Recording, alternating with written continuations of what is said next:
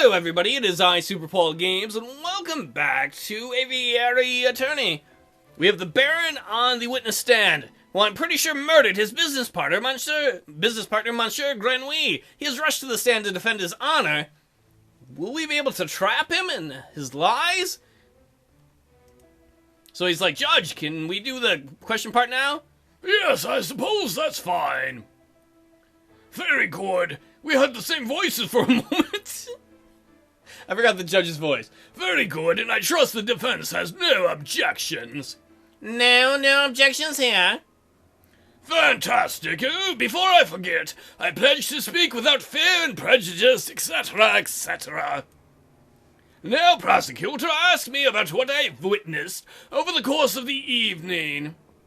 Okay, Baron on the night of, The initial dinner went magnificently. Then the photographer arrived. Monsieur Jayjay left to visit the garden. Dame Cataline followed behind him moments later. Signor Pretoy, Monsieur Robinho, and myself were engaged in conversation, so we paid her no mind. You know how women are, always walking and doing things. After the photographer left, my housemaid left to go find Monsieur Jayjay and Dame Cataline. Then, you know what? That would be when I heard her cry for help. Thank you, Baron. I think we all know the story from here. I would like to cross-examine the witness, though. Do you doubt my integrity, Garçon?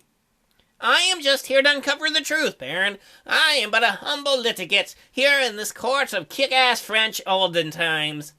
Very well, then. Hit me with your best shot. Oh, that would be a good song lyric. Let us establish with absolute certainty that I, the Baron, am an honest man. The defense may proceed with the cross-examination. Prepare to get cross with the examination. Alright, we've got to decide what we're going to question. The dinner went magnificently. I believe it did. When the photographer arrived, Monsieur Jayjay left to visit the garden. Dame Cataline followed behind a few minutes later. The housemaid discovered the pair had just left and called for help. Oh, shit butts.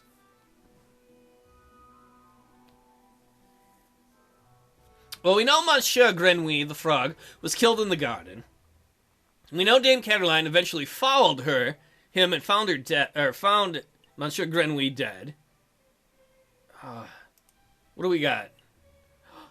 We've got a cigar butt that was at the scene of the crime. It is his house.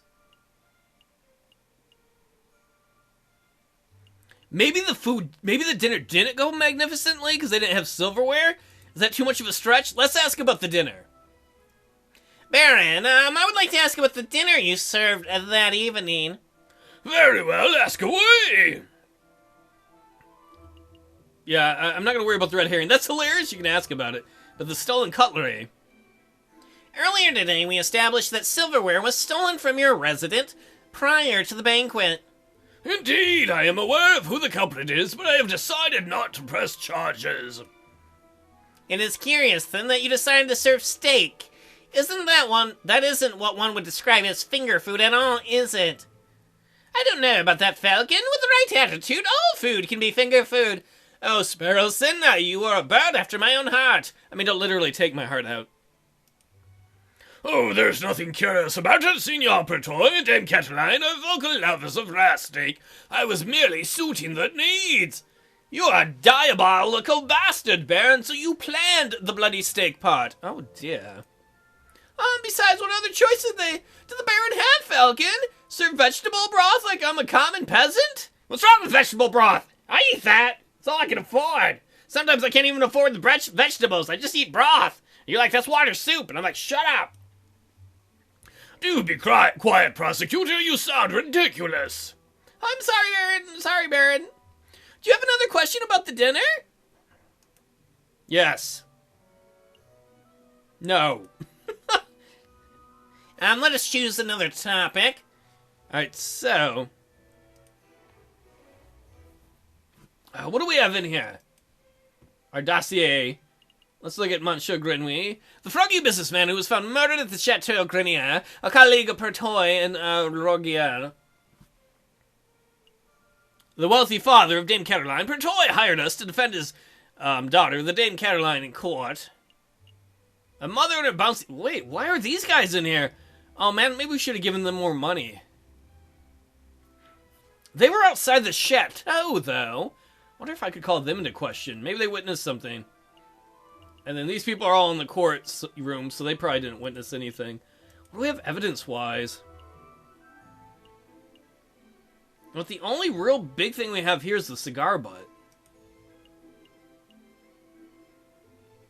Let's go ask the garden! Duh! If we found it in the garden's, the fountain. Baron, we saw the murder scene, your garden, for ourselves.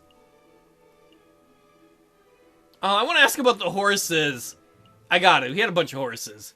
If I may ask, what's with all the horses? I beg your pardon? There are all these horse and cherub, statues everywhere in your garden. To be frank, we found the whole thing a little, weird. Could the defense please stop horsing around? This possibly can't have any relevance to the case. That is hilarious and was worth it. I don't think it actually does. You're right. Nay, it doesn't. Nay, Your Honor, it doesn't. But hey, you can't bray a man for trying. Oh, I've been hanging out with Sparrowson too much. Not bad at all. Do you have another question about the garden? Yes. Baron, when was the last time you ventured into your own garden? This is where we set him up. If he lies and said it was a long time ago, we've got the cigar as evidence. Oops. I don't know why I looked at my wallet. He's like, what am I going to get to eat later? As it happens, I have a quite serious allergies. You know, I haven't been in my own garden for years. That is a lie. We can prove it. Years, you say? Indeed. Liar. Baron, I do not wish to call you a liar, but that claim does not hold up to scrutiny. Frankly, it does not hold water. Oh, why is that? You are currently smoking, so we know you smoke. We know that it's the brand you smoke, and we have a copy. Because we have hard evidence that you visited the garden recently. Balderdash, my word is gold! This, show the court the so-called hard evidence that I've been in my garden, Cigar butt. This was found in your garden. To be specific, it was found inside the fountain basin. Right beside where the murder occurred! Oh, shoot, a cigar butt? That, could belong to anybody, and, Prosecutor, please shut your mouth. I can speak for myself. Okay, I'm sorry, Baron. You know, for once the Baron maybe should have listened to the prosecutor. That indeed is the remnants of one of my cigars, but I must apologize, Monsieur Falcon, but I misunderstood your initial question. Are you gonna lie and say you go to the garden all the time now? You see, prior to the banquet, I hadn't visited my own garden in years. But naturally, after hearing the housemaid's cry for help on the evening of the murder, I rushed outside. I was shocked and disgusted by what I saw. That must have been when I dropped my half-smoked guitar in the fountain basin. You see, Falcon, that's a perfectly reasonable explanation. I would find that believable if the cigar were casually discarded. But, as it happened, the cigar butt was found in the fountain's upper basin, a location that could only be accessed with great inconvenience. And a little paddling. Oh yeah, I forgot that Falcon had to go climb up into it. Cigar butt was not dropped, it was deliberately hidden. Oh, were you smoking out there? You're like, I gotta hide this stuff? Are there any possible number of explanations? Are there? But I can only think of one. That is that you, Baron, deliberately hid your cigar butt to disguise your own illicit activities. Did I now? And what illicit activities would those be? Murdering your friend and partner? You want me to spell it out? Fine. Let's put everything on that table, Baron. You, Baron, murdered Monsieur Grenouille. That is why you and what you are trying to keep hidden. Directly accusing me of murder? How shamelessly brazen! That's a ludicrous accusation, Falcon. The Baron's an upstanding citizen of the highest order. Oh, crap. I hope we didn't need more, witnesses. Your allegation is baseless. You have no evidence, no means, motive, or opportunity. No evidence. Think harder, Monsieur Remington. Every piece of evidence points to the Baron, even as a prime suspect. You want means? The Baron certainly had the means. His lion's claws are as sharp as the surgeon's blade. Gutting a frog belly would have been trivial to him. Even Monsieur Robinio confessed just moments ago that he feared his claws. He didn't feel them. It wasn't that kind of relationship. Ridiculous! I never would threaten a man with violence! You want a motive? The Baron had at least 10,000 francs worth of motive. By removing a business partner, the Baron's share of his railway company increased from 1/3 to 1/2. This is preposterous! And finally, the Baron had opportunity. No, he crafted the perfect opportunity. He arranged a small banquet with a small number of guests. He was aware of the missing silverware, and yet he served steak, a food item that necessitates good cutlery. Why? To bloody the hands of his guests, of course. Then he hired an easily influenced photographer and staged a very specific picture in order to build a perfect alibi for himself. Photographing the guests in front of the handless clock to make an easy editing that would be quite ingenious for his plan. I must say that. Prosecutor, are you going to let this slanderous yarn go uncontested? Say something, object! Oh, you're pitifully useless! After executing the murder, the Baron found himself still holding a single piece of incriminatory evidence, his finished cigar. Smoking's a bad habit, kids. Especially when you want to murder somebody and you're stuck with the cigar you need to hide.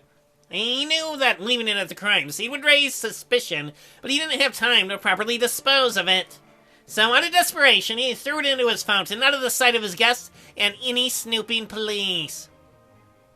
I imagine the Baron was hoping to implicate Signor Pertois de Miao, since that would ensure total control over his railway company. Alas, Dame Caroline was the first to happen upon the crime scene, so the Baron improvised. This is an outrage! Judge, I demand you disbar this ranting lunatic! No! There's only one outrage here! That is, a man like yourself is able to abuse his wealth, status, and power to frame an innocent girl for murder! You are a bourgeois of the worst kind! How dare you, garçon! The utter nerve for a lying scumbag of a lawyer to accuse a philanthropist like myself of something so heinous!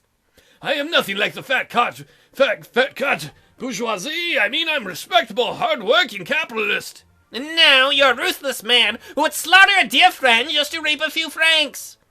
You incredulous whelp, I ought to gut you right here now, like... Oh, he's gonna say it! Like a damned frog! Oh, damn. Oh, that's not good for my case. Could someone please restrain the Baron? Yeah, I don't want to be doing that. I'm on it, Your Honor. Right. Let's go, old man. To the concierge with you. Don't touch me, you filthy jackdaw! I can walk myself! This is quite a turn of events. Does the prosecution have anything to add? Hey, we're gonna get paid. Well, in a manner of speaking, to be honest, no. Then I shall now confer with the members of the jury to come to a decision, and I ask the animals of the court, please be patient at this time. That was pretty incredible. It was, Sparrowson. We rocked the court. Thank you. I hope it was enough, though. What do you mean? You just proved Cateline's innocence. We'll get a not guilty verdict for sure. Yeah. Sparrowson, I think you've misunderstood something important about the justice system. What's that? I haven't proved anything. As lawyers, we cannot deal in proofs. It's just not possible. All we can do is organize the evidence and convincingly explain what it suggests. I haven't proved Dame Cateline's innocence. All I have done is demonstrate that there's a significant possibility that she is not guilty. Oh, I'm not sure I understand the difference. You were bottom of your class, weren't you, Sparrowson? It's all right. We have reached a decision. Come on, Judge, give it to us. Come on, Judge Maximine. Oh, I thought you were Maxine. I thought you were a girl. What? In light of the recent revelations, it is clear that an error of judgment was made in the initial arrest. On that note, we unanimously find the defendant, Dame Cateline de Miao, to be not guilty. Woo! Yeah! Not guilty all Not guilty. Monsieur Falcon, Petite Sparrowson, you did it. Yes, I suppose we did, didn't we? We should head back to the office so we can celebrate properly. To the office, my friends! Let us drink! You did it, Falcon! I can't take all the credit. This was a group achievement, and we broke the law. That was important, too. I'm so proud of you both. Why? You proud of us? I think you're proud of us because we freed you. I'll get a bottle of wine and 3 of our least dirty glasses. Sparrowson, don't say it like that in front of the woman. You were amazing, Monsieur Falcon. Yes, it was nothing. I very much would like the way you pinned the murder on the Baron. That was an act of sheer genius. Well, wait. What do you mean? You didn't do the murder, did you? Because I'm pretty sure the Baron did. Well, I didn't pin anything. Sparrowson and I just worked on unveiling the truth, given the facts of the case. Monsieur Falcon, there's no need to play coy. The case is over. What? Play coy? Don't tell me you're actually being sincere. You did it? What? I'm completely lost? Oh, wow. Wow. I thought the goody-goody thing was an act. Wow. But you actually don't know me. Ow. Alright, I'll spell it out for you. Oh. She took advantage of us to get her dad? I murdered Monsieur Grinwy. Her dad's gonna get the entire railway? Because we believed her and helped her? Oh! I saw him in the garden all drunk and vulnerable, and I seized my opportunity. You played us like a cat! It was nothing personal. Just business. You understand me? Ow. What? Business? The Baron didn't do it? Oh my word! But the photograph! To increase my papa's share in the train company, of course. My papa always said that old drunk frog was the weakest link. Your confession doesn't make any sense at all. I found Baron Rogel's cigar butt hidden in the garden. Oh, I put that there. I expected the police to find it, but I suppose I was putting too much faith in the brains of Paris's finest. But Falcon, that proved Monsieur Rubinio's photograph was edited. I mean, Falcon proved it was a edited photograph.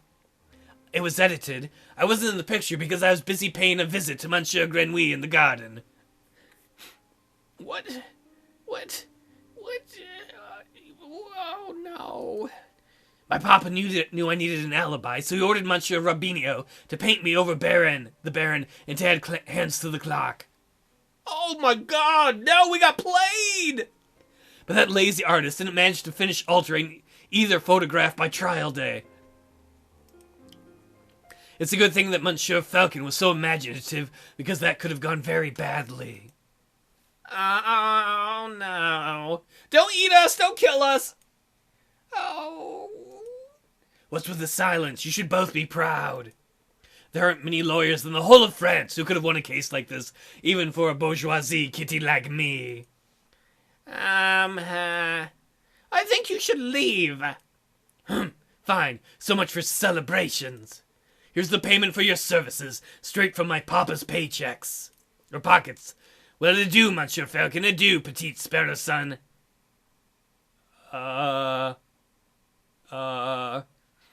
Maybe we should have given those homeless people a bigger tip. Maybe they would have given us some advice. We got 59 francs, though. Well, Falcon, what do we do now? Falcon? We sit there awkwardly and drink some bird stuff. That's the end of Act number 1. Wow. I love that. This game I love. I love the art style, the music. I love the classical influence and the things they have drawn from, I guess classical would be ancient Greek, but, really cool stuff from the 1800s. And we just got played by a master evil lady. That was a good story. That's going to be the end of this episode. That was a cool experience. Thank you all for watching, and there will be more adventures, as there's a lot more game to go as Falcon and Sparrowson take on more cases. Now I question everything. Thanks for watching, everybody.